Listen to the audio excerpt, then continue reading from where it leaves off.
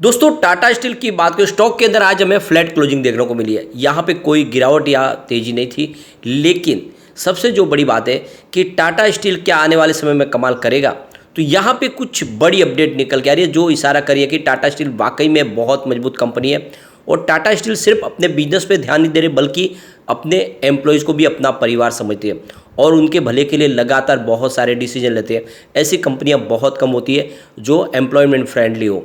तो ये एम्प्लॉयमेंट के लिए एक बहुत बड़ा अच्छा जरिया है जहाँ पे लोग रोज़गार भी मिलता है उनको और सारी सुविधा भी मिलती है। यहाँ पे कुछ बड़ी अपडेट निकल के आ रही है जो एक इशारा करी है कि टाटा स्टील वाकई में जिस ईमानदारी से अपने कारोबार को आगे बढ़े उसका नतीजा देखने को जरूर मिलेगा और इसकी प्राइस भी डेफिनेटली बढ़ेगी। इस समय स्टॉक बहुत नीचे है, क्या दाव लगाना चाहिए?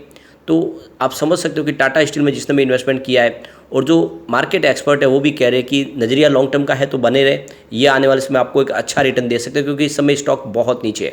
पिछले एक साल से देखें तो जिस तरह से ग्लोबल मार्केट में प्रॉब्लम हुई है, डोमेस्टिक मार्केट में भी हमने देखा डिमांड इतनी ज़्यादा नहीं थी, उसकी वजह से प्राइस काफ़ी नीचे आई और टाटा स्टील को नुकसान भी भुगतना पड़ा क्योंकि पिछले रिजल्ट में हमने देखा था कि भारी लॉस हुआ था। लेकिन आगे की क्या संभावना बन रही है जानने की कोशिश करेंगे इस वीडियो के माध्यम से। लेकिन फ्रेंड उससे पहले अगर आप पहली बार हमारे चैनल पे आए तो चैनल को सब्सक्राइब कर दीजिए, एक बेल आइकॉन दबा दीजिए ताकि जब भी नया वीडियो बने पहला नोटिफिकेशन आपको मिले। वीडियो पसंद आए तो लाइक शेयर जरूर कीजिए। चलो फ्रेंड्स वीडियो स्टार्ट करते हैं। मैं हूँ आपका दोस्त एस.बी. दवे और हमारे अपने चैनल ऑनलाइन कमाई में आपका बहुत बहुत स्वागत है।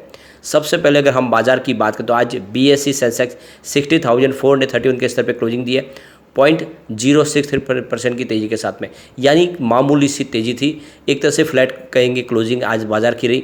निफ्टी मेटल में भी लगभग वैसी ही थी कंडीशन, 5,710 के स्तर पे 0.25% की तेज़ी थी। लेकिन टाटा स्टील में कोई हमें मूवमेंट देखने को नहीं मिला। स्टॉक की शुरुआत 107 पर ही हुई और कल की क्लोजिंग भी 107 की ही थी। इंट्राडे में 105 का लो भी बना और हाई बना 108 का, यानी कुछ समय के लिए स्टॉक आपको रेड होता हुआ दिखाई देगा और कुछ समय के लिए ग्रीन। फाइनली क्लोजिंग वहीं पर रही जहाँ पे कल शुरुआत हुई थी और कल की क्लोजिंग के आसपास ही, यानी बिल्कुल फ्लैट। लेकिन आज वॉल्यूम में वृद्धि हुई है, ये काफ़ी अच्छी बात है। पिछले एक महीने में सबसे ज़्यादा वॉल्यूम हुआ है, ये इशारा है कि अब धीरे धीरे खरीदारी लौट आई है फिर से टाटा स्टील में। आप देख सकते हो पिछले एक महीने पहले इसका 3 करोड़ का वॉल्यूम था, 1 करोड़ की डिलीवरी उठाई गई थी। 1 वीक पहले भी 3 करोड़ का ही वॉल्यूम होता और 1 करोड़ की ही डिलीवरी उठाई गई थी। कल भी 3 करोड़ का ही वॉल्यूम होता, 1 करोड़ की ही डिलीवरी उठाई गई थी, यानी लगातार एक जैसा वॉल्यूम और एक जैसा ही डिलीवरी बेस काम होता है। लेकिन आज 4 करोड़ का वॉल्यूम हुआ, इसका मतलब वॉल्यूम बढ़ा है पिछले एक महीने में और ये एक शुभ संकेत है।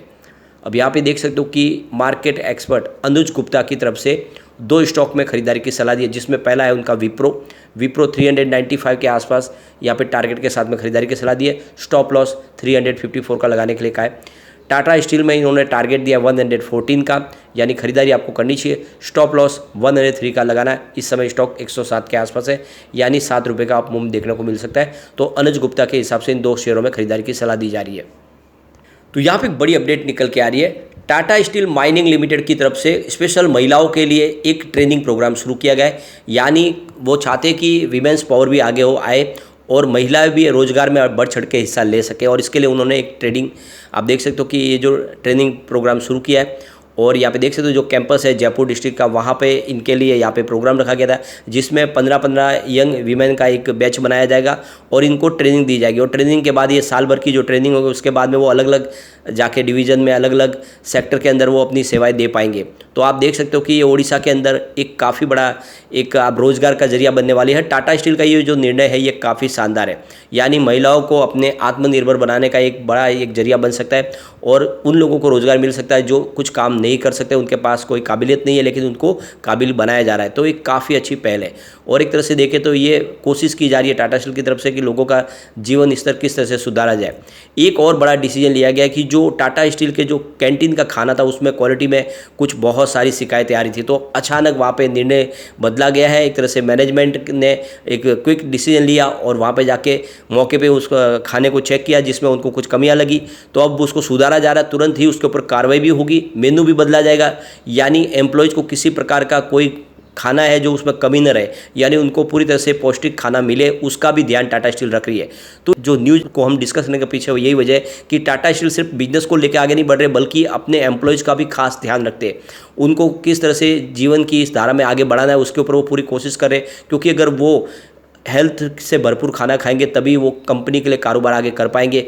अगर खाना ही उनको सही ढंग से नहीं मिलेगा तो कैसे वो कंपनी के लिए अपनी सेवा दे पाएंगे। और इसीलिए अगर आप देखें तो टाटा स्टील का ये जो फैसला है इनके प्रोडक्शन में वृद्धि ला सकता है, क्योंकि जो आदमी मजबूती से काम करेगा तो उसको वैसा भोजन भी चाहिए। तो ये आप समझ सकते हो टाटा ने इसलिए काफ़ी अच्छा फैसला किया है और जिस तरह से ये फैसले किए जा रहे हैं काफ़ी शानदार है। इसके अलावा देखें तो जो एमडी और सीईओ टीवी नरेंद्रन की तरफ से भी बड़ा बयान दिया गया है। उनका कहना है कि इंडिया की इकोनॉमी इस समय काफ़ी अच्छी लग रही है और इंडिया की इकोनॉमी का जो इंजन ग्रोथ है वो देखें तो इस समय इंफ्रास्ट्रक्चर है।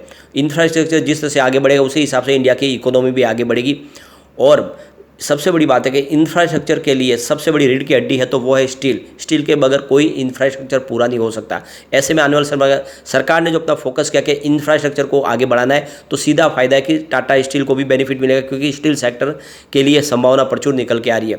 तो जिस तरह से इंडिया की ग्रोथ बढ़ेगी वैसे ही स्टील सेक्टर के अंदर भी डिमांड निकलेगी। तो बिल्कुल इस समय जो सरकार का फोकस है वो टाटा स्टील के लिए फायदेमंद हो सकता है। टाटा स्टील का बिजनेस बढ़ता हुआ दिखाई दे सकता है, लेकिन उनका ये भी साथ में कहना है कि फिलहाल ग्लोबल मार्केट में अभी भी बहुत सारी चिंता है और बहुत सारे चैलेंजेस है जिनका हमें सामना करना होगा, लेकिन वहाँ पर भी सुधार हो रहा है। पिछले कुछ समय के मुकाबले इस समय ठीक हो रही है कंडीशन, धीरे धीरे डिमांड भी निकल रही है, प्राइस सेटल हो रही है। तो ये जो सारी बातें आने वाले समय में प्रॉब्लम कम करती हुई दिखाई देगी। जिस तरह से पिछली बार देखा तो कंपनी को लॉस होता, इस बार प्रोडक्शन भी बढ़ा है तो इस हिसाब से लग रहा है कि कंपनी का लॉस है शायद इस बार रुकता हुआ दिखाई देगा। भले ही कंपनी को बड़ा प्रॉफिट ना मिले लेकिन लॉस में कमी आ सकती है। उन्होंने एक बड़ी बात की कि अगर इंडिया की जीडीपी 6.5 या फिर 7% तक जाती है तो उसी हिसाब से जो स्टील का कंजम्पशन है उसी रेट में जाता हुआ दिखाई दे सकता है, यानी स्टील कंजम्पशन बढ़ता हुआ दिखाई दे सकता है। तो ये काफ़ी बड़ी बात है जो इशारा करिए कि आने वाले समय स्टील सेक्टर में तेज़ी का दौर शुरू होगा और टाटा स्टील इंडिया की नंबर 2 कंपनी है सबसे बड़ी और इसको इसका फ़ायदा जरूर मिलेगा। फंडामेंटल काफ़ी अच्छे कंपनी के आप देख सकते हो, मार्केट कैप 1,31,320 करोड़ रुपीज़ के आसपास का है, करंट प्राइस की 107 की है, लो देख सकते हो 82 का जो बहुत नीचे तक जाके आया लेकिन हाई भी 137 का। इस समय देख सकते हो बिल्कुल स्टॉक आपको सेंटर लेवल पे दिखाई देगा, न ऊपर की तरफ न नीचे, बीच में है। यहाँ से ऊपर जाने की संभावना भी काफ़ी है लेकिन बाजार ने साथ नहीं दिया तो नीचे जाने की संभावना भी बन जाती है। स्टॉक का पी 7.42 का है, बुक वैल्यू इसकी 88 की है और आप देख सकते हो 4.75% का शानदार डिविडेंड भी कंपनी ने दिया है, यानी लगातार अच्छा डिविडेंड कंपनी देती है। इसका आरओसी 31.50 है और इसका आरओई 42.40% है और फेस वैल्यू 1 है। तो देख सकते हो फंडामेंटल इसके काफ़ी अच्छे हैं और जब से स्टॉक स्प्लिट किया गया तब से इसके अंदर वॉल्यूम बढ़ने लगा है, यानी लोगों का रुझान बढ़ने लगा है, काफ़ी नए इन्वेस्टर इसमें एंट्री कर चुके और आप ये देख ही सकते हो इसके शेयर होल्डिंग पैटर्न में आपको समझ में आएगा कि वाकई में यहाँ पे खरीदारी बढ़ी है। तो देख सकते हो कि प्रमोटर की होल्डिंग फिलहाल देख सकते हो 33.90% के आसपास है। मार्च के लेटेस्ट हमारे पास आंकड़े। एफआई ने अपनी होल्डिंग थोड़ी सी कम की है, 21.87% के आसपास थी होल्डिंग दिसंबर में, जो इस समय 20.73% हुई है। तो एफआई ने बाजार में से खरीदारी अपनी काफ़ी बेची है, उसमें थोड़ा उन्होंने निवेश एफआई ने टाटा स्टील में भी अपना बेचा है। डीआई ने जरूर होल्डिंग बढ़ाई है, 19.62% के आसपास होल्डिंग थी दिसंबर क्वार्टर में, जो इस समय 20.70% हो गई है। तो डीआई ने यहाँ पे अपनी होल्डिंग को बढ़ा दिया है। गवर्नमेंट की अभी 0.16% की होल्डिंग है। जनरल पब्लिक के पास फिलहाल देख सकते 24.53% के शेयर हुए, तो ये शेयर होल्डिंग पैटर्न काफ़ी अच्छा है। यहाँ पे कम्युनिटी सेंड भी स्टॉक के साथ बना हुआ आप देख सकते हो। 78% बाइक की कॉल है, 5% होल्ड की कॉल है और 17% सेल की कॉल है। तो यहाँ पे देख सकते हो कि 100 में से 83% लोग इसको लेना पसंद कर रहे हैं। अब एक बार हम पिछले 10 साल की इसकी परफॉर्मेंस देखें, सेल्स 10 ईयर के हिसाब से 6% पॉजिटिव था, 5 ईयर के हिसाब से 17% पॉजिटिव, 3 ईयर के हिसाब से 16% पॉजिटिव, इस TTM 11% पॉजिटिव है। तो सेल्स आपको थोड़ा सा कम होता हुआ दिखाई देगा और वैसे इसकी प्राइस भी नीचे आई। प्रॉफिट ग्रोथ में भी देखें तो गिरावट हुई है। 10 ईयर के हिसाब से 29% इसका पॉजिटिव था, 5 ईयर के हिसाब से 77% प्रॉफिट ग्रोथ में वृद्धि, यानी ऑल टाइम हाई पे।